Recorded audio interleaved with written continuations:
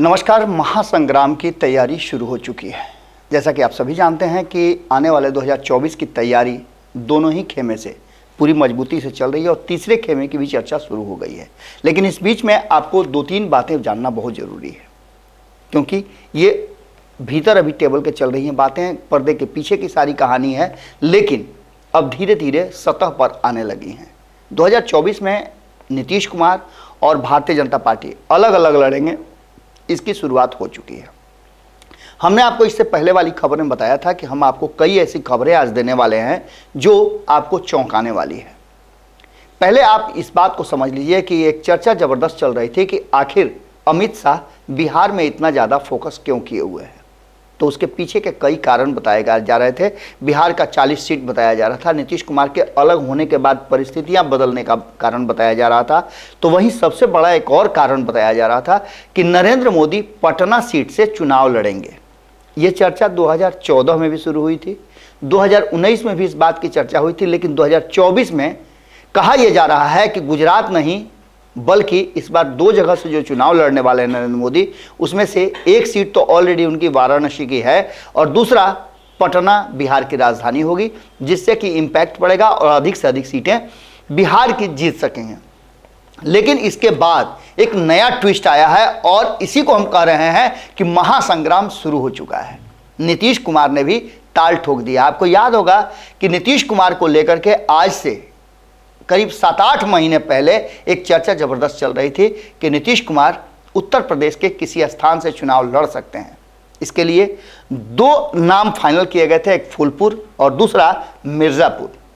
ये दोनों ही क्षेत्र कहा जाता है कि कुर्मी बहुल क्षेत्र है और यहाँ से अभी जो वर्तमान में सांसद हैं वो भी, हालांकि दोनों महिला हैं और दोनों उसी जाति से आती हैं। इसका सीधा मतलब आप समझ लीजिए कि महासंग्राम शुरू हो चुका है और नरेंद्र मोदी यदि नीतीश कुमार के गढ़ में घुस करके और शिकार करेंगे तो नीतीश कुमार भी पीछे हटने वालों में से नहीं है। आपको पता है कि नीतीश कुमार जिद के और जज्बात के बहुत पक्के हैं। नीतीश कुमार जब ठान लेते हैं तो उसके लिए किसी भी स्तर तक काम करने के लिए और रणनीतियां बनाने के लिए जाने जाते हैं। इस बार की रणनीति में आपको बता दें कि पहले भी ललन सिंह ने यह बात कहा था कि नीतीश कुमार को उत्तर प्रदेश के कई स्थानों से चुनाव लड़ने की कहा जा रहा है, ऑफर आ रहा है। इस बात को लेकर के नीतीश कुमार को जाना भी था और उत्तर प्रदेश का जो असेंबली इलेक्शन हो रहा था उसमें भी नीतीश कुमार को बुलाया गया था। लेकिन चूंकि भारतीय जनता पार्टी के साथ वो एग्रीमेंट नहीं हुआ था, तब से ही ये बातें चर्चा में शुरू हो गई कि इस बार नीतीश कुमार बिहार सहित उत्तर प्रदेश के भी एक सीट से लोकसभा की तैयारी कर सकते हैं और दिल्ली के रास्ता बिहार से होते हुए उत्तर प्रदेश और उत्तर प्रदेश से सीधे दिल्ली में प्रवेश की तैयारी शुरू हो चुकी है। इस बात को लेकर के देश भर में विपक्षी एकजुटता का स्वर बुलंद करने के लिए अपनी रणनीतियां बना रहे नीतीश कुमार अब उत्तर प्रदेश का रुख करने वाले हैं। जदयू के प्रदेश संयोजक सत्येंद्र पटेल ने नीतीश कुमार के उत्तर प्रदेश में दौरे की पुष्टि की है। उन्होंने कहा है कि नीतीश कुमार उत्तर प्रदेश जा सकते हैं और उत्तर प्रदेश में उनका मई में कार्यक्रम तय हो गया है। 2024 के चुनाव को लेकर के जहां परिभ्रमण की बात की जा रही है, नीतीश कुमार अलग अलग राज्यों में जाएंगे। वहीं उनकी शुरुआत बिहार के बाद उत्तर प्रदेश से हो रही है, बाकी के राज्यों की लिस्ट बाद में आएगी। लेकिन इतना मान के चलिए कि प्रयागराज के फूलपुर और मिर्ज़ापुर से नीतीश कुमार के चुनाव लड़ने की तैयारी शुरू हो गई है। आपको बता दें कि प्रयागराज के फूलपुर और मिर्ज़ापुर से भारतीय जनता पार्टी और अनुप्रिया पटेल का कब्जा है। एक जगह पर जो भारतीय जनता पार्टी कब्जा है फूलपुर में, वहां किशोरी देवी है, तो मिर्ज़ापुर में अनुप्रिया पटेल सांसद हैं। और इन सारी बातों को लेकर के वहां का जो मतदाता वर्ग है वो एक बार फिर से एक बड़े चेहरे को अगर लाया जाए तो उस पर भरोसा कर सकता है और नीतीश कुमार को कहा जा रहा है कि मई में इसीलिए लॉन्च किया जा रहा है।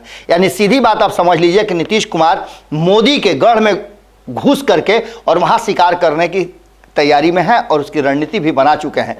अब देखना दिलचस्प होगा कि 2024 से पहले इस मास्टर प्लान का किस तरह से एग्जीक्यूशन होता है और किस तरह से नीतीश कुमार फाइनल करते हैं। अभी तक ये बात सिर्फ और सिर्फ पर्दे के पीछे है, लेकिन जल्दी ही ये पर्दे के बाहर आ जाएगा। सत्येंद्र कुमार ने संवाददाता सम्मेलन में कहा कि जदयू नगरीय निकाय चुनाव पूरी मजबूती के साथ लड़ेगी जदयू, और इसके साथ साथ जदयू का पूरा विस्तार जो है उत्तर प्रदेश में किया जाएगा, जिसके लिए 1.7 लाख जो लक्ष्य निर्धारित किया गया है सदस्य बनाने का। नीतीश कुमार के आने के बाद आगामी चुनाव में समाजवादी पार्टी के साथ मिलकर चुनाव लड़ने का फैसला लिया जा सकता है, यह भी संभावना व्यक्त की है। और इस मौके पर जदयू संयोजक ने महंगाई और किसान के मुद्दों पर केंद्र सरकार को घेरने का पूरा प्रयास किया है। और वहीं आपको बताएं कि समाजवादी पार्टी के साथ नीतीश कुमार को जोड़ करके और देखा जा रहा है कि सपोर्ट मिलेगा समाजवादी पार्टी का, तो जनता दल यूनाइटेड लोकसभा का चुनाव लड़ सकती है। और नीतीश कुमार के लिए इन दोनों में से एक जो सीट सबसे ज़्यादा नीतीश कुमार के लिए मुफीद होगी, उस सीट पर उनको चुनाव लड़ाने की तैयारी शुरू हो चुकी है। मई में जब नीतीश कुमार उत्तर प्रदेश जाएंगे तो निश्चित रूप से अब आगे की रणनीति तैयार की जाएगी, और भारतीय जनता पार्टी के लिए कहीं ना कहीं एक बड़ा चिंता का कारण जरूर बनते जा रहे हैं नीतीश कुमार। देखना दिलचस्प होगा कि 2024 की तैयारी में भारतीय जनता पार्टी जितना सब कुछ तैयारी कर रही है, कहीं ना कहीं बालू की रेत की तरह एक डेग आगे बढ़ने के बाद एक डेग पीछे हटती जा रही है, और मंजिल तक पहुंचने में कहीं ना कहीं नीतीश कुमार बड़ी बाधक बनते नजर आ रहे हैं। अगली खबर में हम आपको बताने जा रहे हैं कि बिहार में एक बड़ा राजनीतिक ट्विस्ट होने जा रहा है, और उसकी सुगबुगाहट कल शुरू हो चुकी है। जुड़े रहिएगा भारत लाइव के साथ। अगली खबर में जल्दी ही मुलाकात करते हैं और उस ट्विस्ट की चर्चा करते हैं। अगर ये वीडियो पसंद आई और वह बिहार के राजनीति और बिहारियत से सरोकार रखेनी तो सब्सक्राइब बटन दबा के चैनल के सब्सक्राइब कर ली। ओजे एगो घंटी बा, ओकरा बटन दबा देला से कुल सटीक और मारक खबर रुआ मुफ्त में मिल जाई। अगर रुआ पत्रकारिता के हमनी के नया प्रयोग में सहयोग कर चाहतानी तो ज्वाइन बटन दबा दी। पेटीएम नंबर नोट कर ली 9386816700। धन्यवाद।